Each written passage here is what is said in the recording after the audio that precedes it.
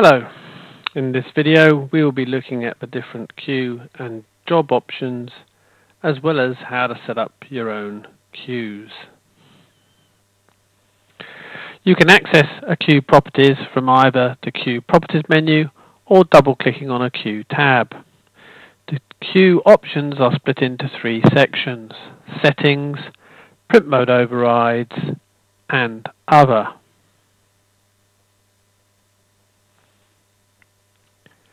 In the settings, the hot folder tab allows you to set up a hot folder for your queue. A hot folder is a location where any valid jobs that are copied to this location will automatically get added to your queue for printing. Hot folders are a useful way of getting jobs from Apple Mac computers or an internet server. You can also have an option for creating hot folders for templates. This creates a hot folder for each template for this queue, and when a job is added to that particular template folder, it's added to the queue using that template. The queue will automatically create a folder for each of your templates in the location you select.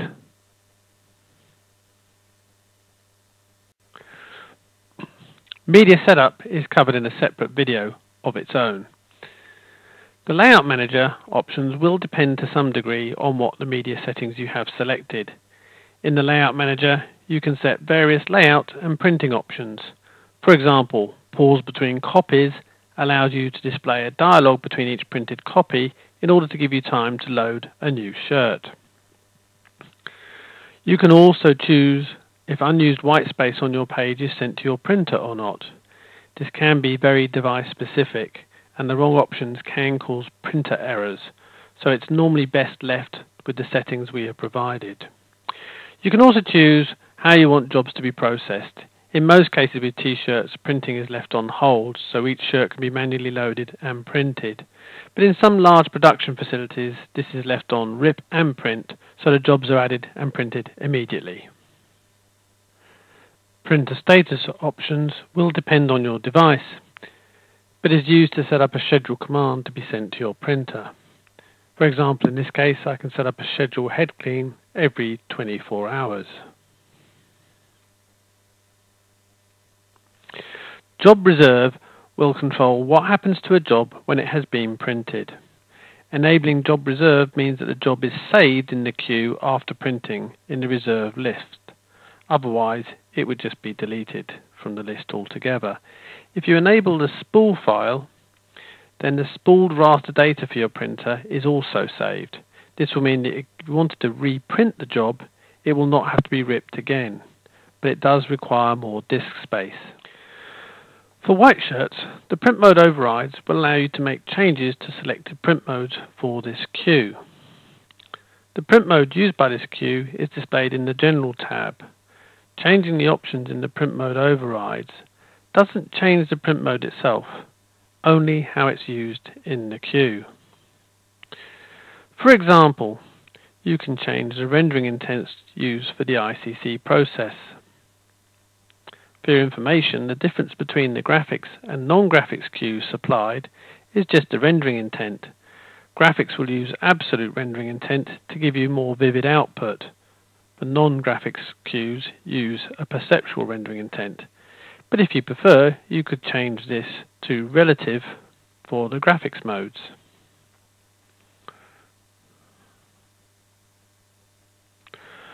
For black and coloured shirts, both the print mode in the General tab will be blank, and there will be no options in the print mode overrides for printer options and ICC. This is because whenever you are printing with an underbase or doing multiple passes, layer profiles are used instead. Layer profiles allows you to set up multiple passes, and each pass can have its own print mode.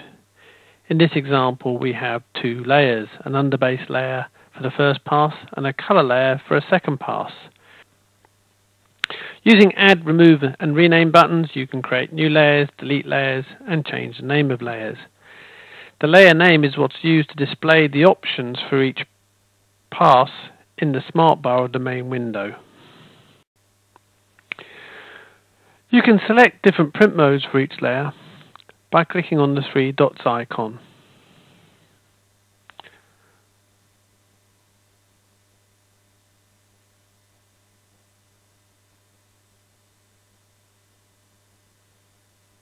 You can still make print mode overrides for each individual layer, but you do this by pressing the Edit button on that particular layer.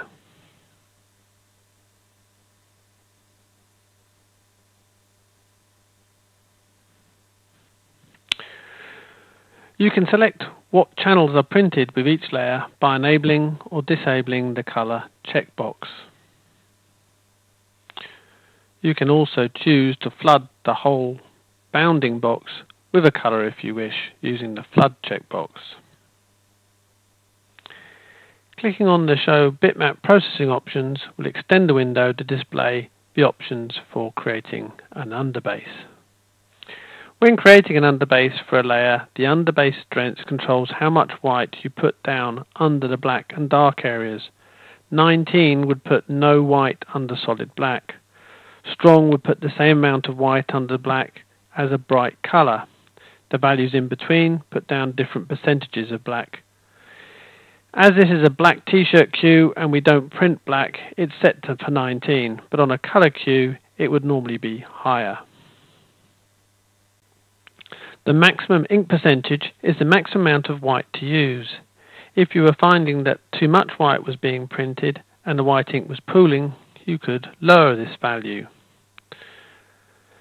The choke is the amount you want to reduce the white ink area to stop it bleeding or peeking out at the edges. You can typically use a higher value for black shirts than coloured shirts. We set 5 for black shirts and 2 or 3 for coloured shirts. The Knock Me Blackout performs an automatic black removal from an image when spooling the data. This way, when printing onto a black shirt, you don't need to remove the black background first.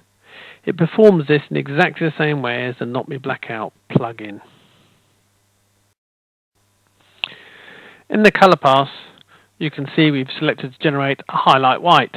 The highlight white value has been set to 9 weak, and this will just print white where the image is pure white or very close to pure white.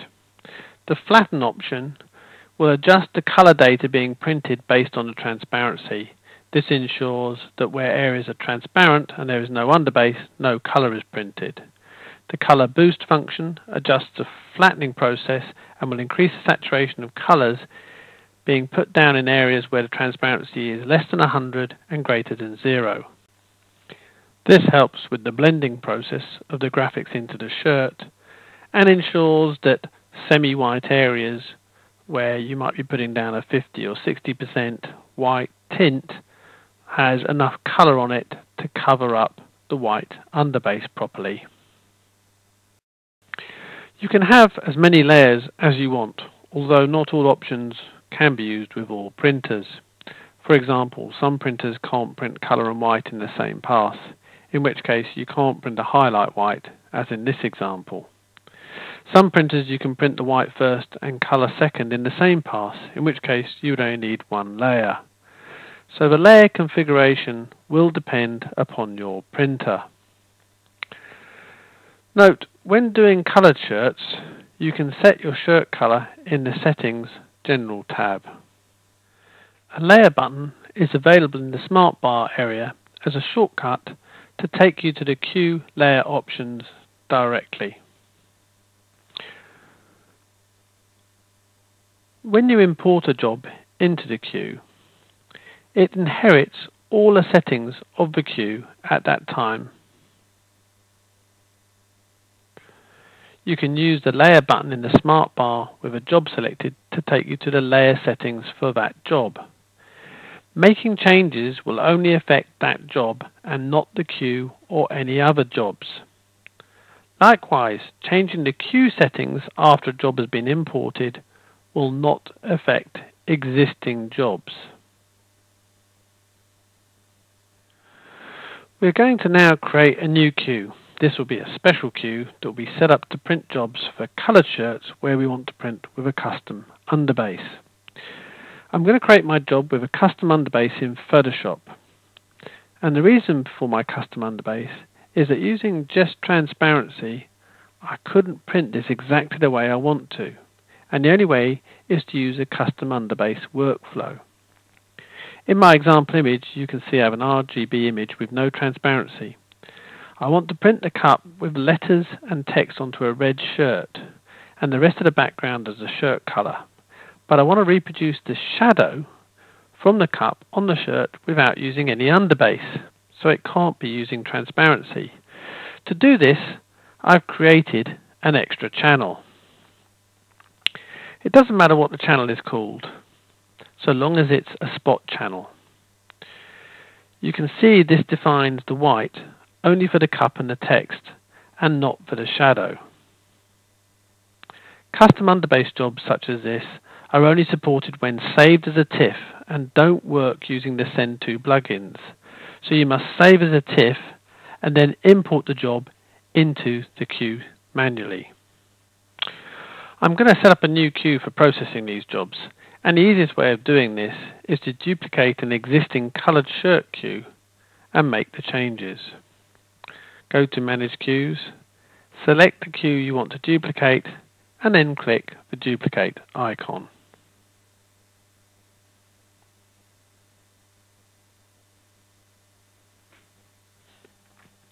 Then I can select my new queue, and the first thing I want to do is give it a new name.